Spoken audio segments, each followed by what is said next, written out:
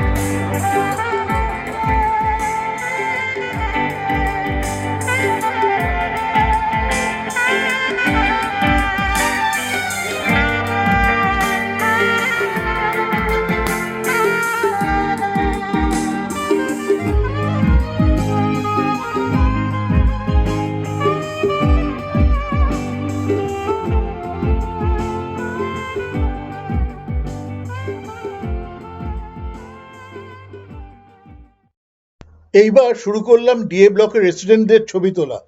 প্রথমেই বাঘিনীর ছবি তুললাম, তার কারণ প্রত্যেক বাড়ি বাঘিনী বলে, অন্তুদা তুমি অন্য সব মেয়েদের ছবি তোলো, আমার ছবি মোটেই তোলো না।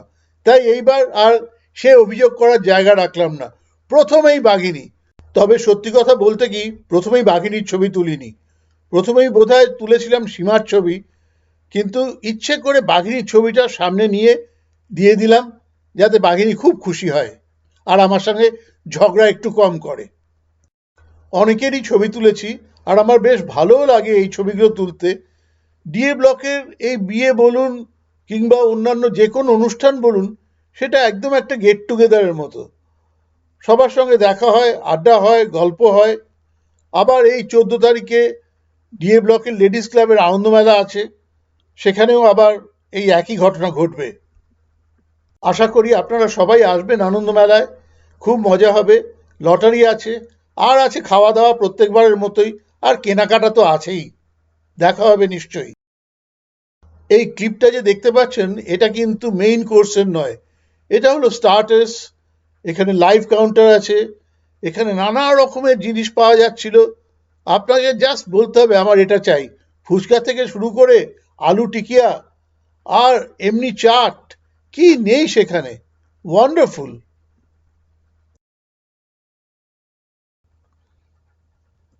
ও, আরেকটা কথা বলে নি, আজকাল প্রায় সমস্ত অনুষ্ঠানেই বিয়েবাড়িতেই একটা সেলফি স্ট্যান্ড বা ছবি তোলার জন্য একটা আলাদা করে জায়গা তৈরি করা হয়।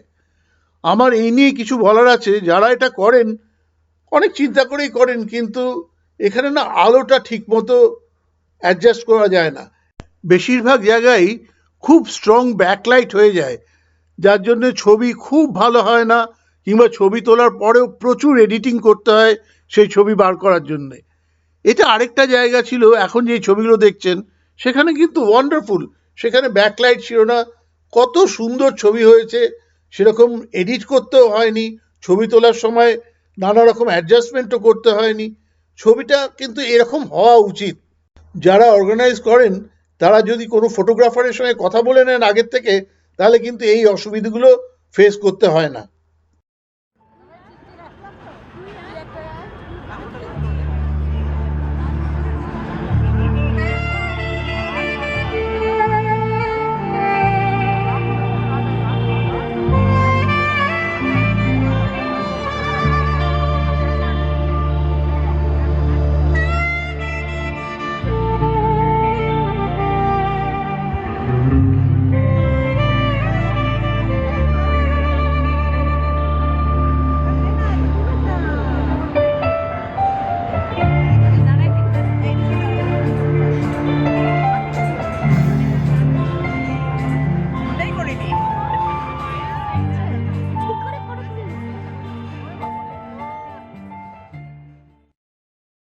আবারও স্টিল ছবিতে চলে আসি।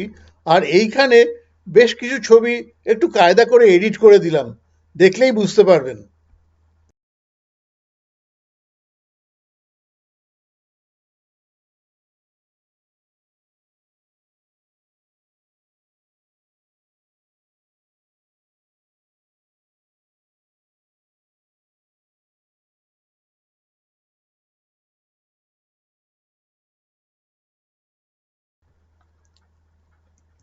কি অধৈর্য হয়ে যাচ্ছেন এত স্টিল ছবি দেখতে দেখতে? কি করব বলুন? কাকে বাদ দিই? যাকে বাদ দেব সেই তো অসন্তুষ্ট হবে।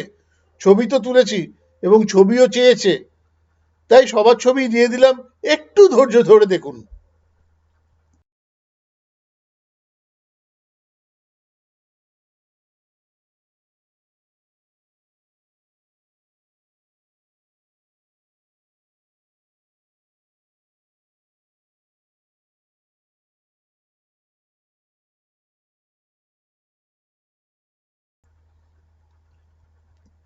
এর পরের ছবিটা একটু মনোযোগ দিয়ে দেখবেন। হাজবেন্ড তার বউকে খাইয়ে দিচ্ছিল, আর ছেলের মা মধ্যেখান থেকে টেরিয়ে টেরিয়ে দেখছিল। সহ্য হলো না, পুরো ফ্যামিলি নিয়ে ঝাঁপিয়ে পড়ল।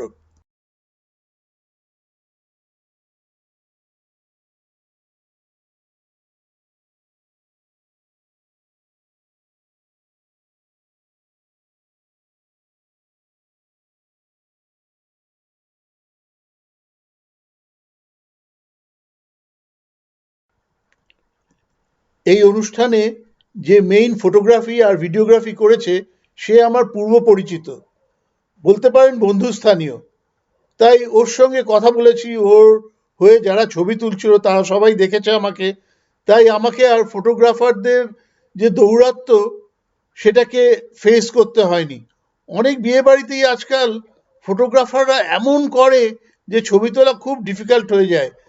আমি তো খুব একটা বিয়ে বাড়িতে ছবি তুলিই না, অল্প কিছু ছবি তুলি চেনা পরিচিতদের মধ্যে।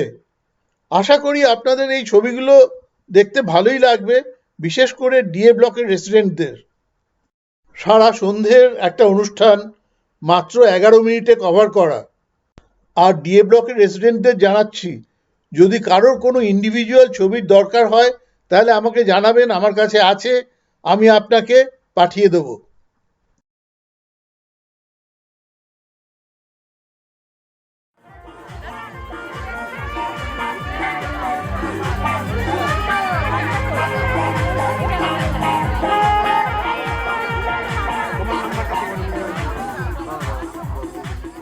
আমি প্রায় শেষের দিকে, তবে এখন মোস্ট ইম্পর্ট্যান্ট পার্ট, খাওয়া দাওয়ার ব্যাপারটা, মানে মেইন খাওয়া দাওয়ার ব্যাপারটা, তার ভিডিও ক্লিপস এখানে।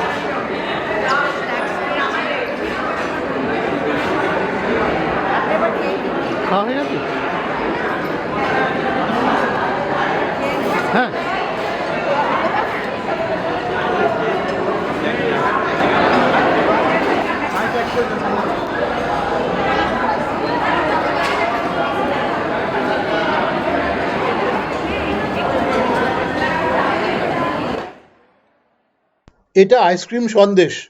আমি মিষ্টি খাওয়া ছেড়ে দিয়েছি, তাই বাঘিনী আমাকে দেখিয়ে দেখিয়ে খেলো। বললো, অন্তুদা হেব্বি খেতে আইসক্রিম সন্দেশ।